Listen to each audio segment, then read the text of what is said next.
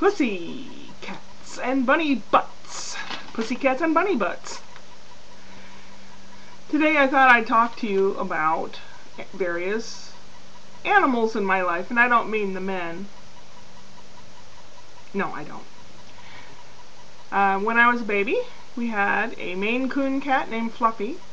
Nice guy, nice cat. And when we were little, we had various chicks that we got at Easter time that ended up growing into chickens, and we gave them to my great aunt that lived in the country. Wild ducks that a neighbor dog got a hold of the mother duck, and we took care of the babies and then let them go to Duck Pond in a park nearby. I had Freddie the Frog when I was a little kid. He lived in a hole at the side next to the garage. But if I called him, he came out. Weird, huh? We had Teddy, little brown, reddish-brown dog with a tail that curled around. When my mom was having my second brother, my first brother and I would put the dog on top of the coffee table and get him all excited, and he'd start dancing. His legs would get going and everything, and it was like tap dancing. His little toenails would go tickety, tickety, tickety on the top of the nice, freshly waxed wooden table. Couldn't understand why my mom got so mad. I understand now. It was too much with 3 children and 1 dog, so the dog went to live with someone else that my father worked with. My grandma had a dog, or a cat, a big old fat gray farm cat named Peppy Check, which is Czech for Joseph. We called him Peppy. Later on, after Peppy passed, she had this irritating teacup poodle named Fee-Fay. I hated that dog. I'm sorry. I don't hate dogs, but that particular dog I hated. Yap, yap, yap, yap, yap, yap. Stupid. My grandma would go out to eat, and she'd come home with a buttered roll for Fee-Fay. The dog would take it off somewhere, and we thought she ate it.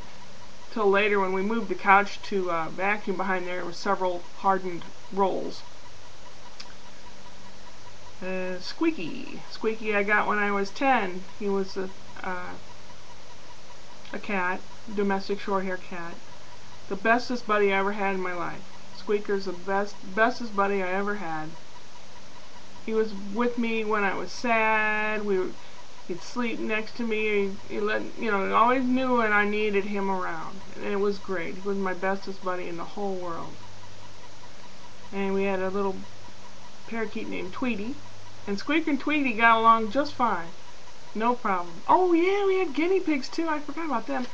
My mother and dad played bridge with people from church, and a dummy prize was 2 guinea pigs. 2 guinea pigs turned into 32 guinea pigs, and they chew through everything.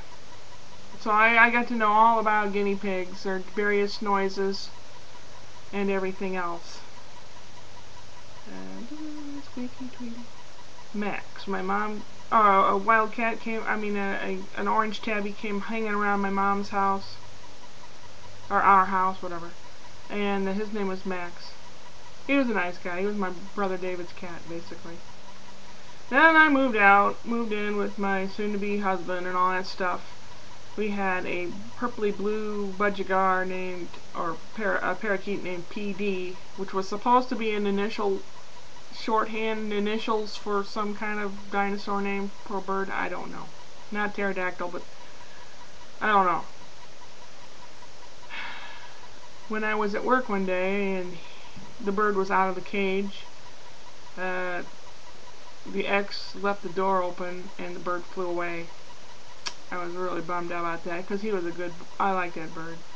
He used to sit on the edge of a glass. You pour what is it? We had like 7-Up or ginger ale, something clear, and it would come up toward the top of the glass, and the bubbles would pop, and the bird would freak out. He's like, "Woo, woo, what's that? Woo!"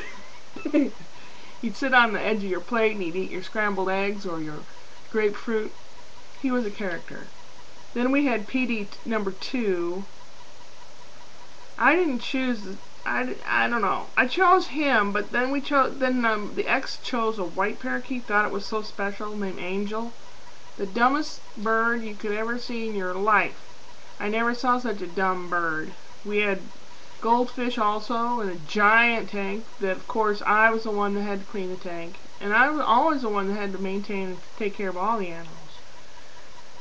And I wanted a cat, and the ex said, well, if you go to school and you pass the school and you get a job and this and that. He gave me all these conditions because he never thought that I could pass them all, and I did. And the kids, oh, Dad, you promised, Oprah, you promised. So we went to a shelter and got Rainbow. She wasn't the prettiest kitty cat in there, but she was smart and a very loved cat. We loved her to death. We just loved her. And she passed away a few years ago. But she's been through a lot. She was through a lot. When we got her, she had ear mites and fleas real bad, and had daily baths and this and that and the other thing. And poor thing, she went through a lot. For a short period of time, we had a black lop-eared rabbit named Blackie, which was Brian's rabbit. And we were going to house train him with a litter box, but he decided to make his own particular place in the house. And when rabbits decide to go potty in one place, that's their decision, and they do it. There's nothing you can do about it. So he was outside in a cage, and a neighbor dog jumped the fence and freaked out the rabbit, and the rabbit tried defending himself and cut his little feet on the chicken wire and bled to death. And that was one of the saddest things I ever saw. My son held him as he was dying, and it was one of the saddest, heartbreaking moments I ever saw. And I know he still remembers that. And we are where we are now. We had Rainbow, and then a friend of mine said, oh, we can't take a cat to our next place. Can you watch him? Can you take him? I know you're good with the cats. So I thought, alright. So we had Rainbow and Eddie. And, let's see, Rainbow and Eddie. And Rainbow died. So we just had Eddie, and then a friend of Brian's did the same thing. Can you take care of this cat till we find an apartment that accepts cats? And this little cat was named Haley. Cute as can be.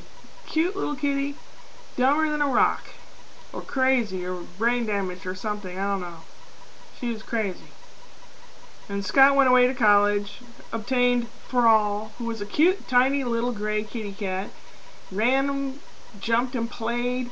And after about a year of college boy life, and lots of Taco Bell at night, he's a little fat tank of a cat.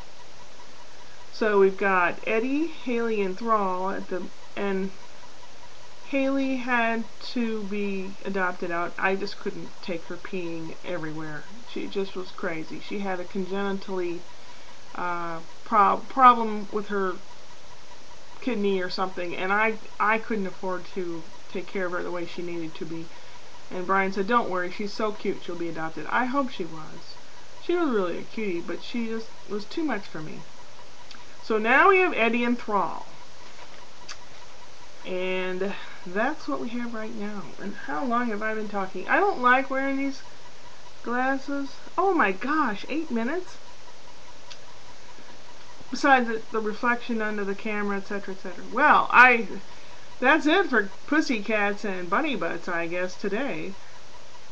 I think our little friends, like cats, dogs, birds, fish, what have you, snakes, ferrets, lizards, and other things that people have for pets, I think are wonderful because they make you feel good inside. They make you, whether or not they really do care and they do love you and pay attention, it feels like they do. Some people say, oh, they only want you because they like you because you feed them. I think it's more than that. I really do. You form a bond with these animals. And it's very important. Scientific studies say that it's good for you. It lowers your blood pressure to pet a dog or a cat. And that's why a lot of nursing homes take in dogs or cats for people to pet and love on, like one day a week or whatever. And some nursing homes have resident dogs that live there. It's a big world, people, you know, and our little friends are just as important as our relatives, sometimes more so.